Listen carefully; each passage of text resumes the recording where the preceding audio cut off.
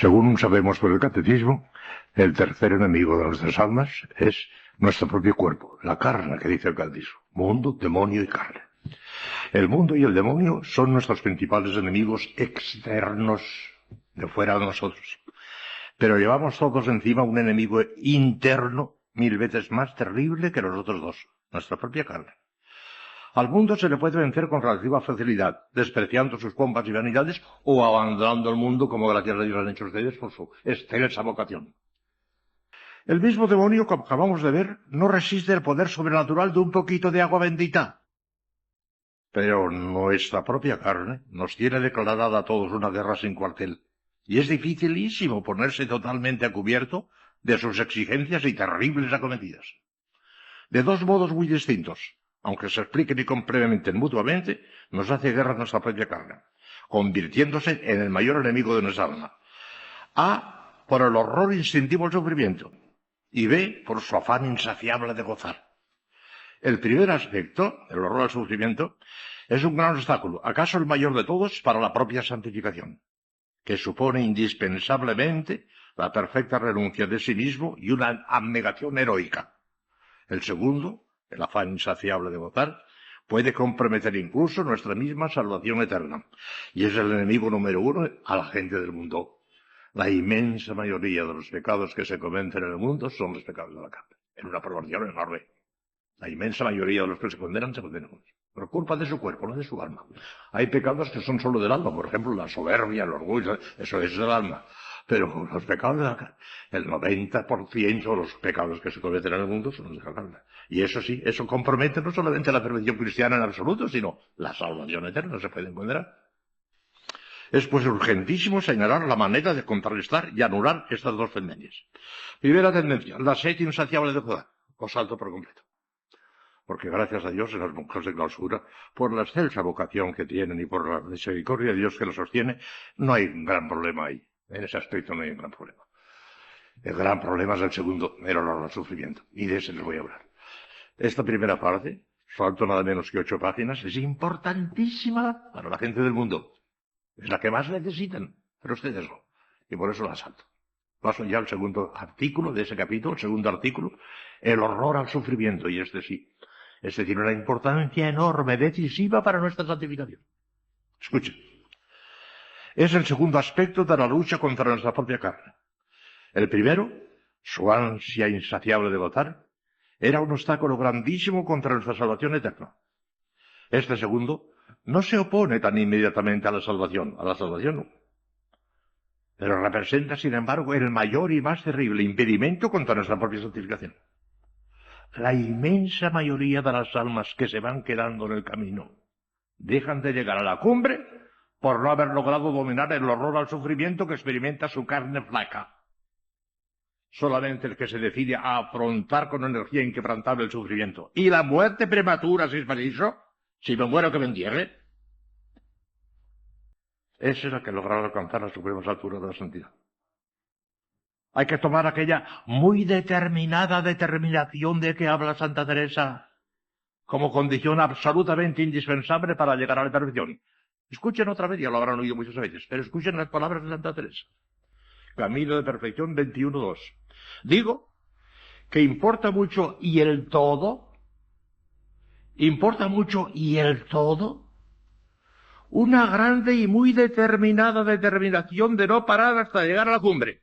Venga lo que viniere, suceda lo que sucediere, trabájese lo que se trabajare, murmure quien murmurare, siquiera llegue allí, siquiera se muera en el camino, o no tenga corazón para trabajar para trabajos que hay en él, siquiera se hunda el mundo.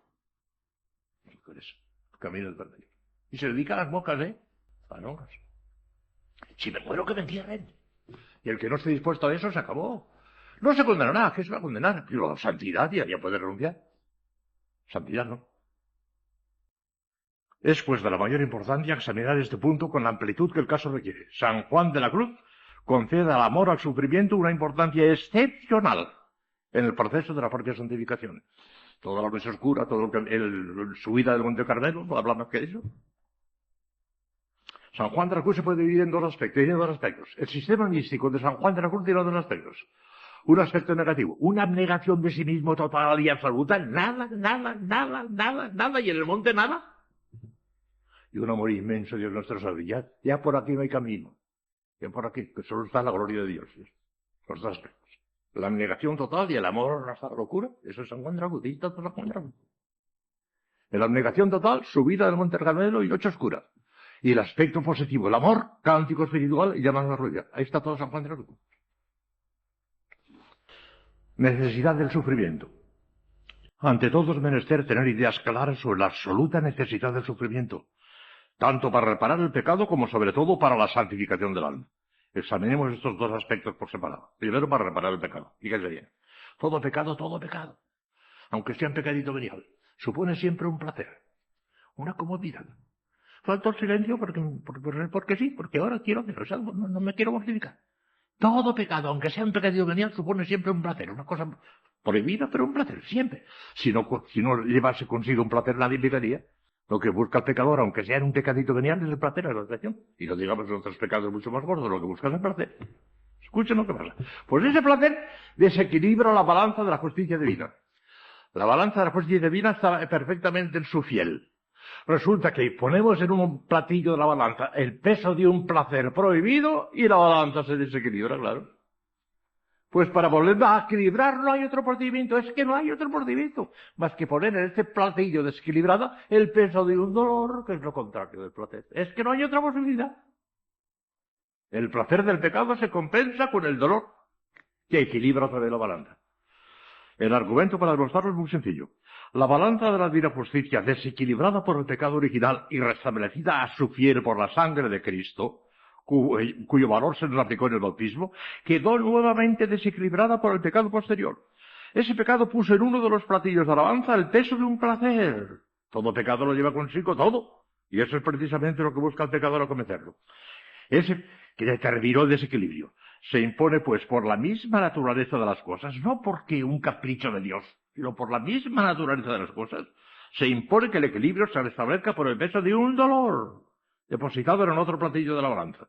Es cierto que la principal reparación la realizó Jesucristo, con su dolorosísima pasión y muerte, cuyo precio infinito se nos aplica para los sacramentos.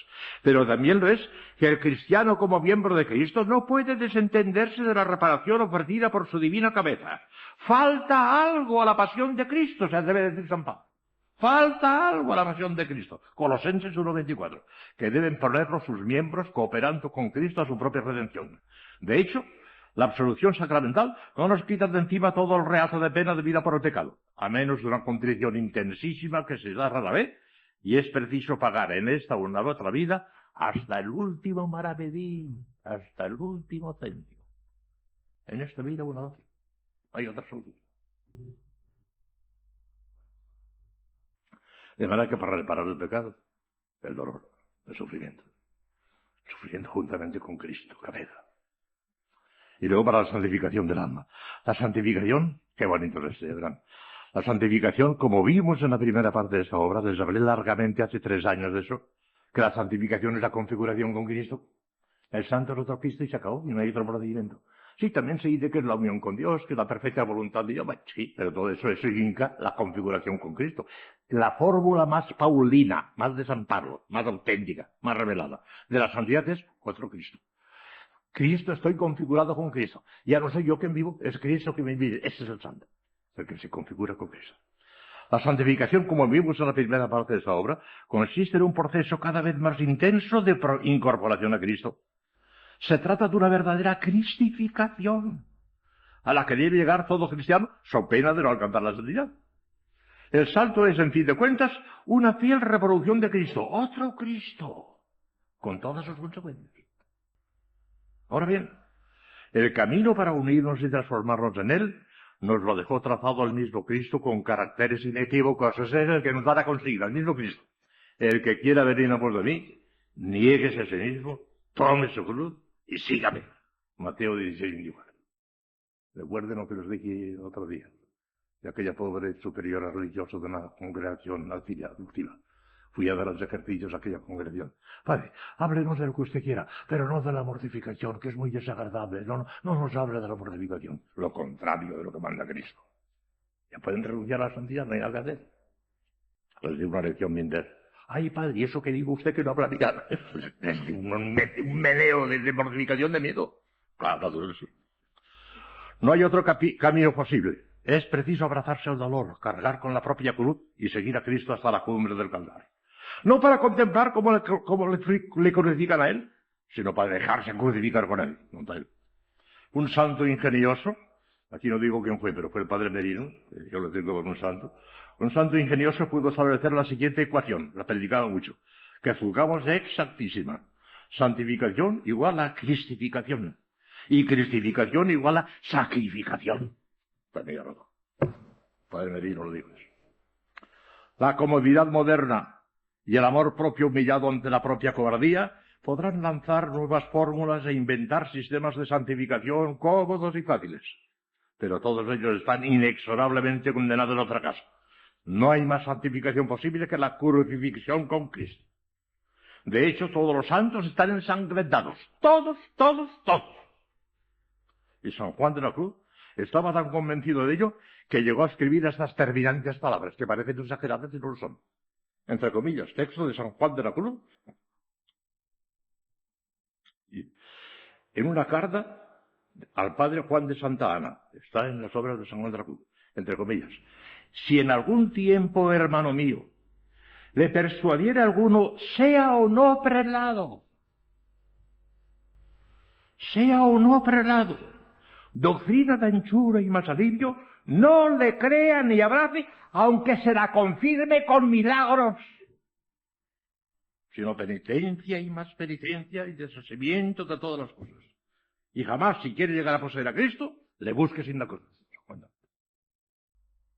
Sea un prelado, aunque sea el director espiritual, aunque sea un confesor, aunque sea un obispo. ¡Fuera! Aunque se la confirme con milagros, que no serán verdaderos milagros. Para confirmar una doctrina que no coincide con el Evangelio, Dios no le permitirá que haga un milagro, ¿no? Será una magia diabólica. El diablo hace muchas cosas que parecen milagros. Porque efectivamente superan las fuerzas humanas. Pero no son milagros porque son nada más que cosas mágicas de embrujo satánico. Si alguien les persuadiere alguna doctrina cómoda en contra del Evangelio y hace un milagro de Satanás, magia satánica, no es verdadero milagro. Dios no puede autorizar por un milagro lo que va contra el Evangelio. Puede autorizar.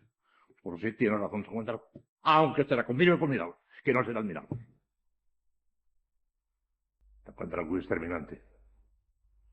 Excelencia del sufrimiento. Vean. Porque nos tenemos que enamorar. Ay de nosotros si queremos llevar el sufrimiento a rastras. No, así no nos santificaremos. Tenemos que enamorarnos. Excelencia del sufrimiento. La excelencia del dolor cristiano aparece clara con solo considerar las grandes ventajas que proporciona el alma. Los santos se dan perfecta cuenta de ello. Y de ahí proviene la sed de padecer que devora sus almas. Yo no sé cómo me las voy a apañar en el cielo. Decía Conchita Barrecheguren, que era una santita que se santificó en Granada. Y segla. Yo no sé cómo me las voy a arreglar en el cielo. Porque yo no sé vivir sin cura. Y en el cielo dicen que no cruz. Maravilla. Era muchísimo seglar. Conchita Barrecheguren. Bien pensadas las cosas, debería tener el dolor más atractivo para el cristiano que el placer para el gentil, más. Y lo tiene para los santos. El sufrir pasa, pero al haber sufrido bien, como Dios quiere que suframos, no pasa jamás. Dejará su impronta en la eternidad. He aquí los principales beneficios que el dolor cristiano nos proporciona. Ya verán qué bonitos son. Primero, expía nuestros pecados. Este es el menor, pero ya es importante. Pero ya verán después que otras cosas. Expía nuestros pecados. Lo hemos visto más arriba. El reato de pena temporal que deja, como triste recuerdo de su presencia en el alma, el pecado ya perdonado, hay que pagarlo enteramente a precio de dolor en esta vida o en la otra. La balanza está desequilibrada, hay que equilibrarla. Es una gracia extraordinaria de Dios hacérnoslo pagar en esta vida con sufrimientos menores y meritorios, antes que en el purgatorio con sufrimientos incomparablemente mayores y sin mérito alguno para la vida eterna. Mire si esto es verdad.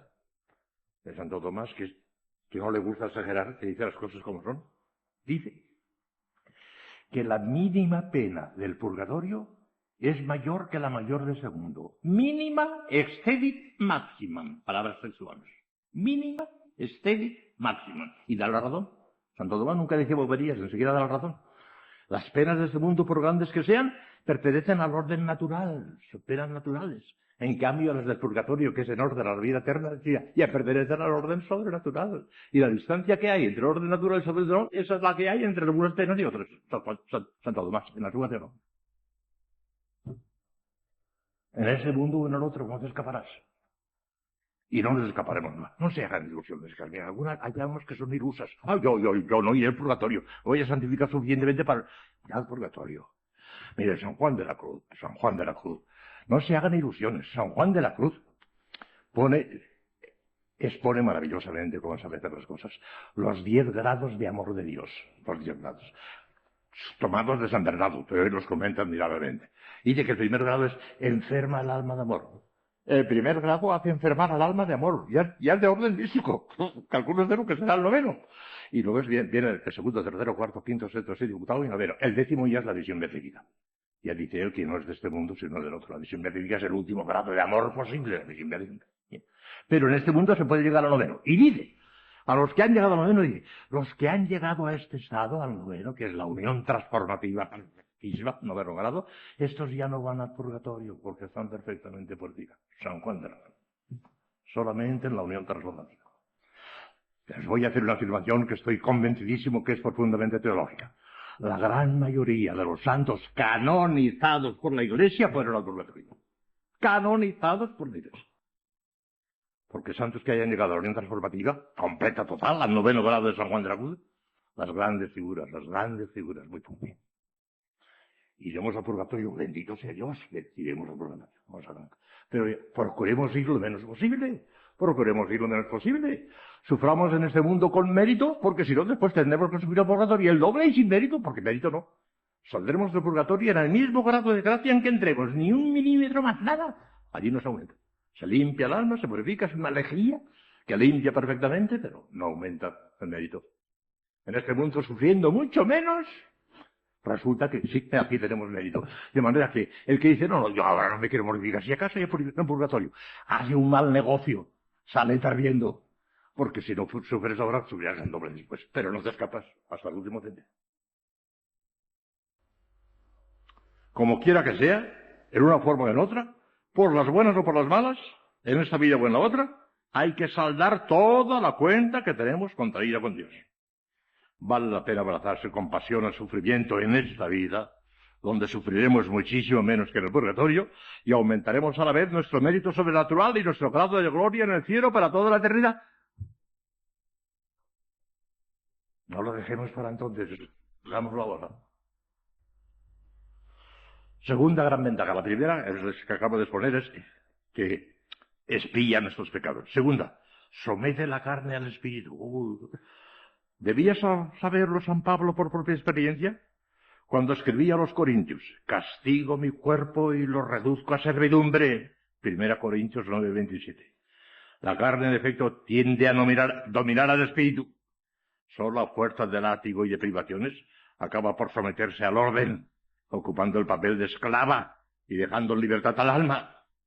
Es un hecho comprobado 1000 veces en la práctica que cuantas más comodidades se le ofrecen al cuerpo, más exigente se torna. Santa Teresa lo avisa con mucho encarnimiento a sus monjas, persuadida de la gran importancia que esto tiene en la vida espiritual. Escuchen a Santa Teresa otra vez. Porque este cuerpo tiene esta falta, que mientras más le regalan, más necesidades descubre. Es cosa extraña lo que quiere ser regalado. Y como tiene aquí algún buen color, por poca que sea la necesidad, engaña a la pobre alma para que no medre. Habían de eso y hablar sus monjas. En cambio, cuando se le somete a un plan de sufrimientos y severas restricciones, acaba por reducir sus exigencias a la mínima expresión. Para llegar a tan felices resultados, bien vale la pena imponerse privaciones y sufrimientos voluntarios. Continúa Santa Teresa. Y creed, hijas, que comenzando a vencer esos corpetuelos, no nos cansan tanto. De manera que somete a la carne al espíritu, estupendo. Tercero, nos desprende de las cosas de la tierra, claro. El dolor no nos gusta a nadie y nos hace pensar en el cielo. En este valle de lágrimas, la tierra es un valle de lágrimas, un destierro, pero precisamente por el sol estamos suspirando por el cielo donde se acabará para siempre el sufrimiento. El sufrimiento no nos gusta a nadie. Estamos suspirando por el cielo, es el dolor que nos empuja a suspirar por el cielo. Y suspirar por el cielo es una cosa altamente santificadora. Nada hay que nos haga experimentar con tanta fuerza que la tierra es un destierro como las punzadas del dolor. A través del cristal de las lágrimas aparece más turbia y asfixiante la atmósfera de la tierra. El alma levanta sus ojos al cielo, suspira por la patria eterna y aprende a despreciar las cosas de este mundo, que no solamente son incapaces de llenar sus aspiraciones infinitas hacia la perfecta felicidad, sino que vienen siempre envueltas en punzantes espinas y ásperos abrojos. Claro. Os hace pensar en el cielo, os hace suspirar por el cielo. Cuarto, purifica y hermosea el alma. Ya verán qué bonito es esto y por qué. Como el oro se limpia y purifica en el crisol, así el alma se embellece y abrillanta en la áspera lima del dolor. Y verán por qué. Todo pecado, por insignificante que parezca, es un desorden. Y por lo mismo es una deformidad, una verdadera fealdad del alma. Ya que la belleza, por definición, es el esplendor del orden. La belleza se define en filosofía el esplendor del orden. Luego todo desorden empobrece la belleza y nos hace feo. Cada vez afea el alma, es una mancha del alma. Todo pecado empobrece la belleza del alma. Es una fealdad. Por consiguiente, todo aquello que por su misma naturaleza tiende a destruir el pecado o a borrar sus huellas, tiene forzosamente que embellecer el alma. He aquí por qué el dolor purifica y hermosea nuestras almas. Pero hay argumentos mucho más bonitos y ahora vienen. Quinto, lo alcanza todo de Dios. El sufrimiento lo alcanza todo de Dios. Dios no desatiende jamás los gemidos de un corazón trabajado por el dolor. Siendo como es omnipotente e infinitamente feliz, no se deja vencer sino por la debilidad del que sufre. Él mismo declara en la Sagrada Escritura que nada sabe negar a los que acuden a él con los ojos arrasados de lágrimas. Fíjese bien, ya en el Antiguo Testamento, qué texto tan precioso, del segundo de los paralipómenos, en el Antiguo Testamento, por haberte conmovido tu corazón y haberte humillado ante Dios, porque has llorado ante Yahvé, también yo te he oído, dice Yahvé.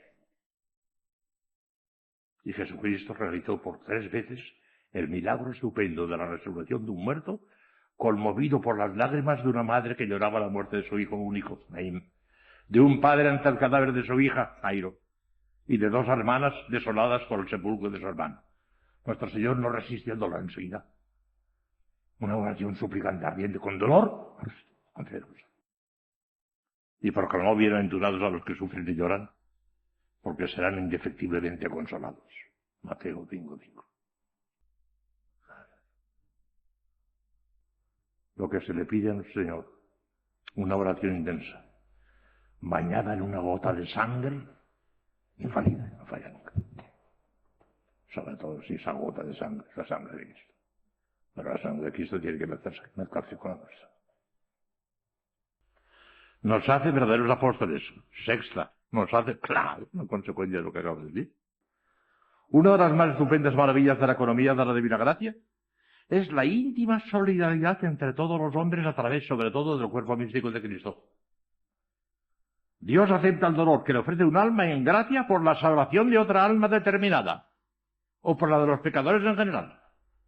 Y bañándose dolor en la sangre redentora de Cristo, divina cabeza de ese miembro que sufre, lo deja caer en la balanza de su divina justicia desequilibrada por el pecado de aquel desgraciado, y la gracia del arrepentimiento y del perdón restablece el equilibrio y la paz.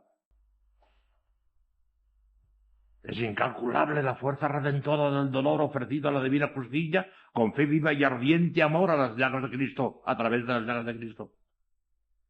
Cuando ha fracasado todo lo demás, todavía queda el recurso del dolor para obtener la salvación de una pobre alma eslayada. A un párroco que se lamentaba en presencia del santo cura de Ars de la frialdad de sus feligreses y de la esterilidad de su celo, le contestó el santo cura: ¿ha predicado usted? ¿Ha orado?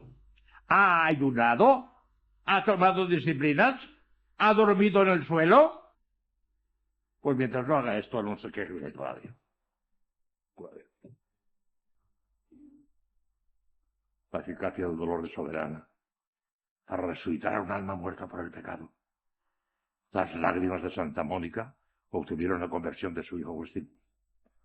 Los ejemplos podrían multiplicarse indefinidamente. ¿Sabes lo que pasó con Santa Mónica? Llorando a lágrima viva a los pies de aquel obispo, un obispo, por la conversión de mi hijo, la conversión de mi hijo. Y el obispo dice, vete mujer, vete en paz. Es imposible que esas lágrimas fracasen. No fracasan. No fracasan.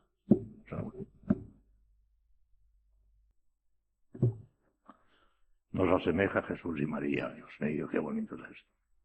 Esto solo basta para enamorarnos perdidamente. Ya hablaremos de los grados del amor al sufrimiento si no tengo tiempo hoy, sino mañana, porque vale la pena dedicar otro día. Los grados del amor al sufrimiento, ¿cómo nos enamoraremos? No toleraremos el sufrimiento, no lo arrastraremos, nos enamoraremos. Daremos brincos cuando estemos enfermos, cuando nos persigan, cuando nos calumnien. Daremos brincos de alegría. Hay que llegar a eso, a enamorarse. No a llevarlo a rastras, a enamorarse. Nos asemeja Jesús y a María. Es esta la mayor y suprema excelencia del sufrimiento cristiano. Las almas iluminadas por Dios para comprender hondamente el misterio de nuestra incorporación a Cristo han sentido siempre verdadera pasión por el dolor. San Pablo considera como una gracia muy especial la dicha de poder sufrir por Cristo, por ellas, a fin de configurarse con Él en sus sufrimientos y en su muerte. Él mismo declara que vive crucificado con Cristo y no quiere gloriarse sino en la cruz de Jesucristo con la que está crucificado al mundo.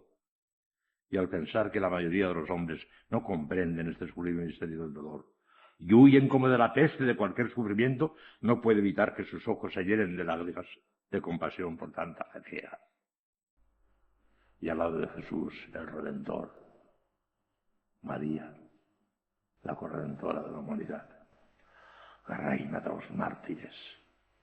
No ha habido ninguna mujer en el mundo que haya sufrido tanto como la Santísima Virgen María, la reina de los mártires. Las almas enamoradas de María sienten particular inclinación a acompañarla y imitarla en sus dolores inefable.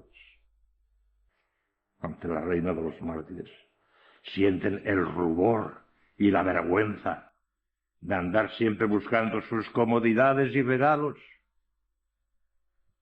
Saben que si quieren parecerse a María, tienen que abrazarse con la cruz. Y a ella se abrazan con verdadera pasión, enamorados de la Virgen. Nótese la singular eficacia santificadora del dolor desde este punto de vista. El sufrimiento nos configura con Cristo de una manera perfectísima. Y la santidad, lo vimos ya en la primera parte de esta obra, no consiste en otra cosa que en esa configuración con Cristo. No hay ni puede haber un camino de santificación que prescinda o conceda menos importancia a la propia crucifixión. Sería menester para ello que Cristo dejara de ser el Dios ensangrentado del Calvario. Con razón San Juan de la Cruz aconseja rechazar cualquier doctrina de anchura y de alivio, aunque nos la confirmen con milagros.